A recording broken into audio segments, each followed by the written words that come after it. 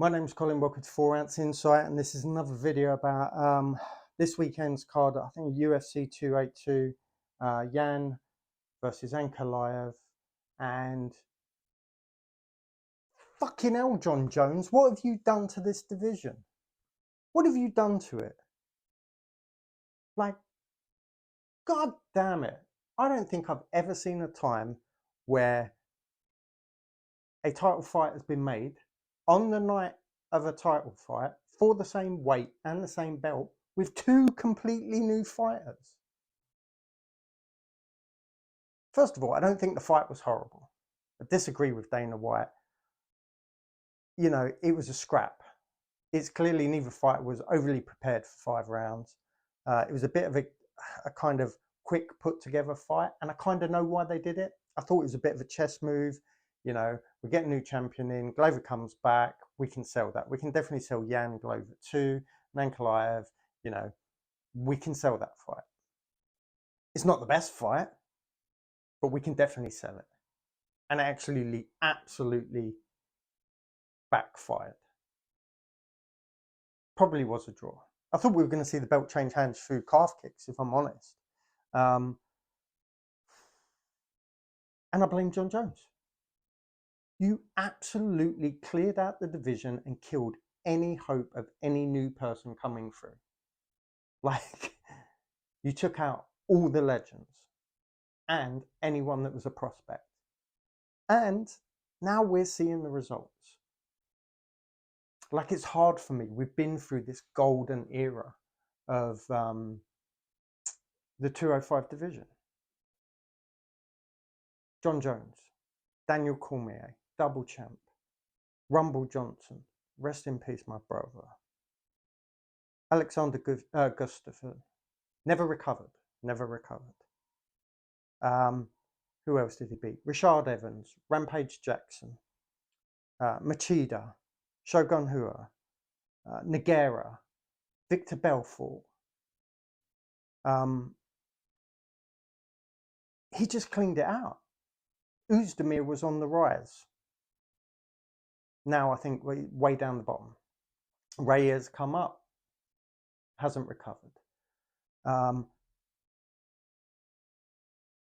DC, double champ, would stand alone in that division if not for Jon Jones.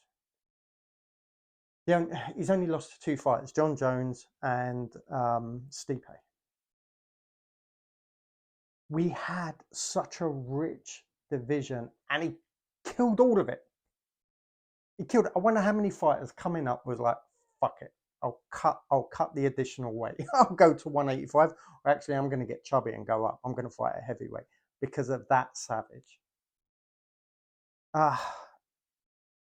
And, you know, going from probably one of the biggest, most watched division, especially with the rivalry with DC.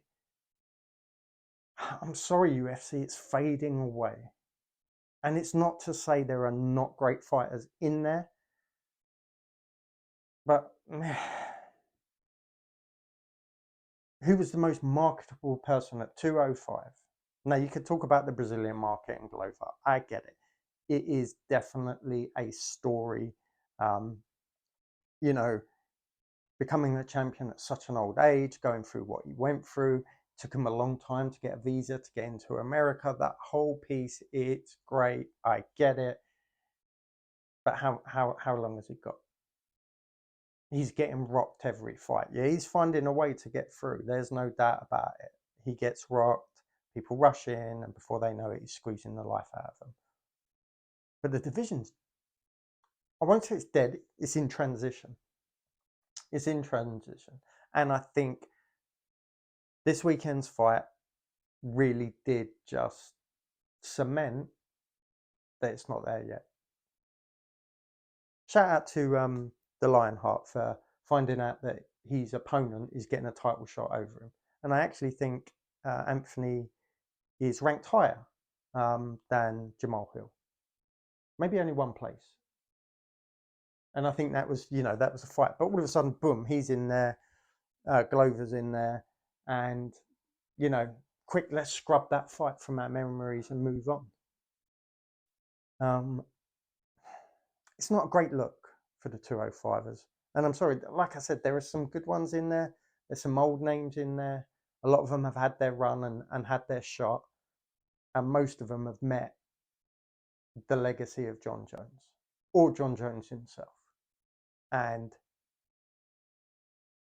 it's a flat division. Like, I almost don't care about it at the moment. I'm waiting for something to happen. I'm waiting for a spark to happen. Doesn't mean there's not great fights in there. There are. There absolutely is. And there's some absolute brilliant 205ers, but we had DC and Jones. We had that rivalry. We had Rumble clipping people and sending them flying. We had Nogueira, who wouldn't tap and his arm snapped. You know, the Nogueira brothers were tough as hell. I might be mixing big and little Nog up. It's been known to happen, for God's sake. You know, we had an exciting division. It's gone. It's gone. And I don't think Dana's helping. Like, I know you can only work with what you got. I don't think the fighters have been billed. I don't think they're being marketed in the same way. And Jon Jones is such a star. We're just waiting for him to pop into heavyweight. And the funny thing is, part of me thinks he's still relatively young. As long as he's not, you know, on the roids or on coke or whatever else he likes to do, that he could probably come back, hit 205 and do it again and clear him out again. It's missing something, guys. I think it's missing something. I think the UFC know it's missing something. And I don't like being down. I like watching the fights and enjoying it. But am I overly excited by Jamal Hill and Teixeira? Not really. And I kind of think they're hoping the younger fighter does well. So they got something to build on. I mean, how long can Teixeira, you know, reasonably hold on? Come on, Jon, come back. There's like fire under this division again. I mean, it wasn't even that long ago when him and Izzy were going at it. God damn it, it's a boring division. And it's, you know, UFC got to hold their hands up. And I'm hoping some young fighters come through. Maybe not match them up with killers straight away. Hey, that's what we are. And maybe that's a good thing. We haven't seen that in the 205, actually build a brand. You know, they're treating Paddy nice. They're giving him fights in incremental. They did it with O'Malley, although he did take a big jump. When they think there's star power there, they will build that fighter. I don't think we're seeing anyone in the 205 that's maybe got that marketability that's been, you know, being built up. And maybe the Contender Series will throw some up. Who knows? Maybe we'll get a heavyweight decide to, you know, trim up, or maybe we'll see some of the 185ers bulk up. You know, Cannonier used to fight at 205. I mean, he's lean, definitely has power at that weight. And if you're looking at a run at the title, I mean, our new 185 champion could go up to 205. And I think maybe if Teixeira doesn't win, maybe that's the division needs something, is what I'm rambling on about and trying to, you know, get around saying. It needs something. And I blame Jon Jones. Listen, that's my 4-ounce insight. Let me know what you think in the comment section below.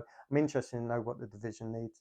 I don't like being negative, but that's how I feel. Ugh, like, freaking hell. Come on. Yeah.